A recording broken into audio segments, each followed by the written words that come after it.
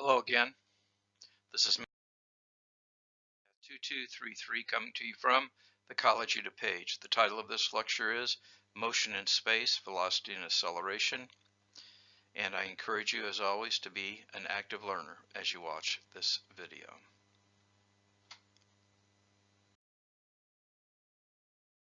Motion in space, velocity and acceleration. Here we're going to show how the ideas of tangent and normal vectors and curvature can be used in physics to study the motion of an object, including its velocity and acceleration along a space curve. In particular, we're going to follow on the steps of Newton by using these methods to derive Kepler's first law of planetary motion.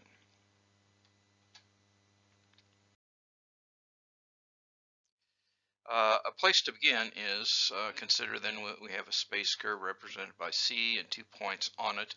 The average velocity between t plus h and h over that interval is given by this difference quotient, and this is a vector. And if we take the limit as h goes to 0, we get r prime of t, which is the velocity at time t. It's a vector and it's the tangent to the curve, as we see in this picture.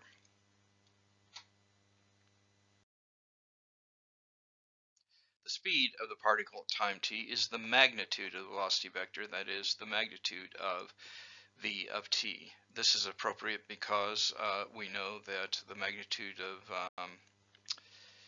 v of t is the magnitude of r prime of t is ds dt. That's the rate of change along the arc length. And so that's the rate of change of distance with respect to time. And as in the one-dimensional case of motion, the acceleration of the particle is defined as the derivative of the velocity. So again, it is a vector. A of t is equal to v prime of t is equal to r double prime of t.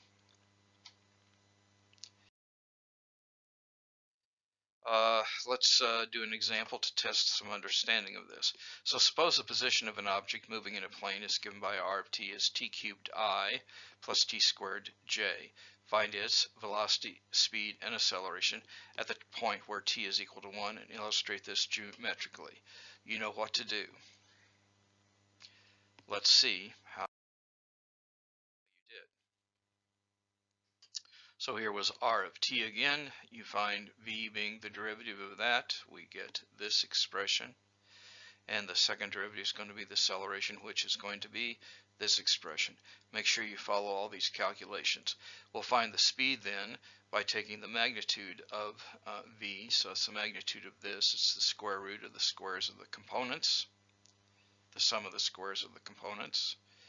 So we get this. And when we substitute t equal 1, we'll get that v of 1 is this, and the acceleration at t equal 1 is this, and the magnitude is the square root of 13. And here's a picture that you could have drawn of those vectors and those lengths.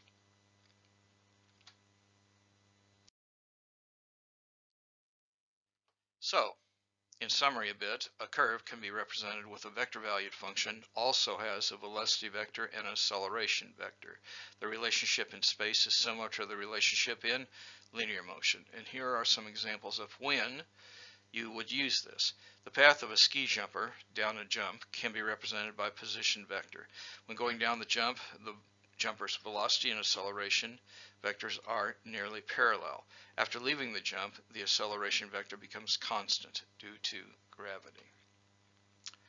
Another example, a laboratory technician often uses a centrifuge. The velocity vector for an object in a centrifuge is always tangent to the circle of motion. Things are going around. The direction is always changing, although the magnitude is not, unless they increase the speed of the spin. Meanwhile, the acceleration vector for the object always points to the center of the circle of motion. Last example here is the skydiver must be cautious to prevent either velocity or acceleration during a jump from being too great. Once the diver's parachute opens, the acceleration vector moves to the opposite direction of the velocity vector and can have a very large magnitude.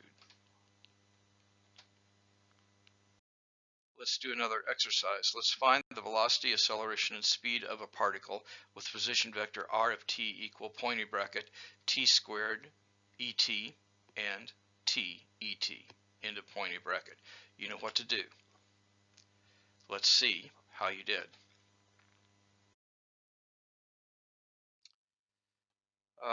Again, make sure you understand this. There is a product rule involved here, but you should get that r prime of t, or the velocity, is this.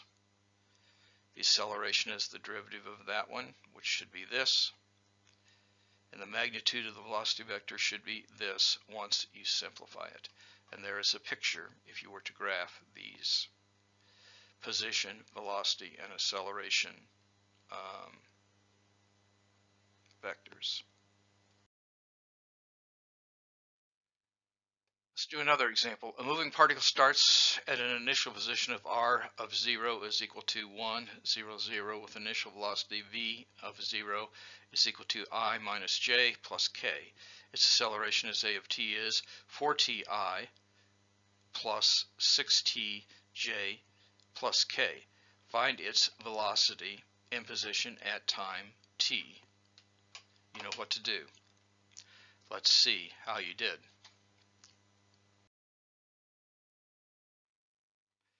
Now here, we know that to get the velocity is going to be the integral of the acceleration. And so when I integrate this term by term, I get 2t squared I plus 3t squared j plus t k plus a constant. But this constant is a constant vector. So to determine the value of the constant vector c, we use the fact that v at 0 is I minus j plus k, and that means that when I substitute that into this equation, I get that c is equal to I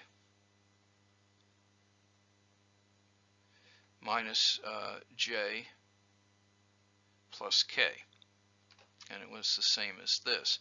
So v of t then is equal to this. I simplify it, and I get this expression. Now, since v is equal to the derivative of the position, then we can find that r of t is the integral of this one. So I integrate these term by term again, and I get this. And I get a d as a constant vector. We'll substitute t is equal to 0 again. We'll find out that this is I, and so I plug in these values and simplify, and I get that this is r of t. And here's a picture of what happens from 0 to 3.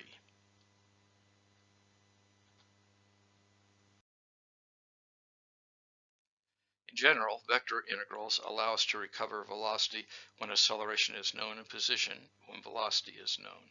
V of t is equal to v evaluated at t0 plus the integral from t0 to t of the acceleration as a function of u du.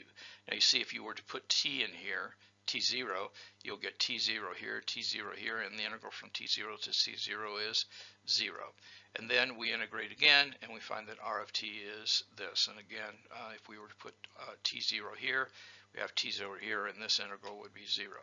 Now, if the force that acts on a particle is known, then the acceleration can be found from Newton's second law, which is the net force, F, as a vector is equal to the mass times the acceleration as a vector. So the vector version of this law states that if any time t, a force F of t acts on an object of m, and it produces an acceleration a of t. Again, it's useful to realize that this is the net acceleration, and this is the net force.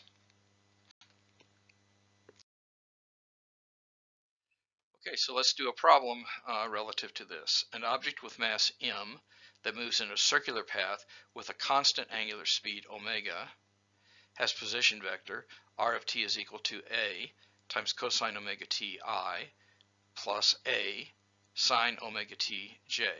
Find the force acting on the object and show that it's directed towards the origin. And you know what to do. Let's see how you did. So we need to know the acceleration. So first we take the derivative to get the velocity. Notice we're using the chain rule here. Make sure you follow these calculations. And then we take the derivative yet again, and again use the chain rule. So you see you do get this omega squared. And again, this satisfies the definition of harmonic motion because the acceleration is negative, inversely, it is directly proportional to the acceleration, but in opposite in direction. So anyway, now we know what this is. So now we're multiplied by m, and we get this as the expression of the force. Now notice that f of t is equal to minus m omega squared r of t. This shows that the force acts in the direction opposite to the radius vector r of t. That's what the minus means, and therefore it points towards the origin. Such a force is called a centripetal, center-seeking force. And you can see the picture here that's showing you that. And again, realize that the object moving with position p has angular speed omega equal d theta dt, where theta is the changing angle. In closing, now more than ever, time is precious. Each day must count. Do the math. It will make you strong. And now more than ever, take care of yourself and of each other. God bless you all.